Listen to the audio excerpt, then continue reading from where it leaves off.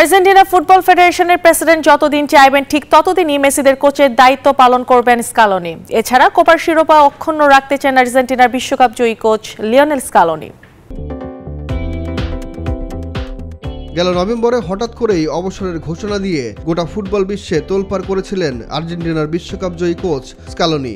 সে সময় অনেকেই বলেছিলেন মেসির সাথে দ্বন্দ্বের কারণেই এমন সিদ্ধান্ত নিতে যাচ্ছেন তিনি।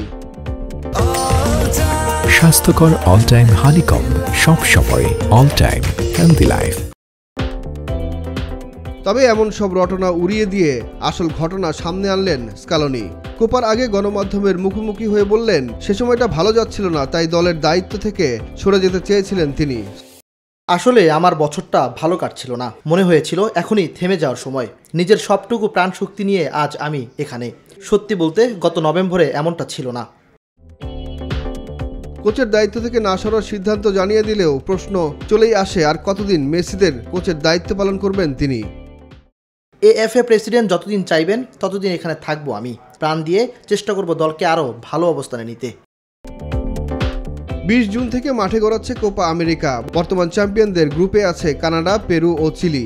এই আসরেও শিরোপা ধরে রাখতে চায় আর্জেন্টিনার হেড কোচ।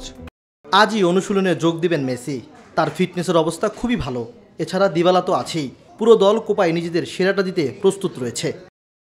আগামী 9 জুন ইকুয়েডরের সাথে প্রীতি ফুটবল ম্যাচ দিয়ে মাঠে ফিরবে বিশ্ব চ্যাম্পিয়ন আর্জেন্টিনা। সুখন সরকার, নিউজ 24।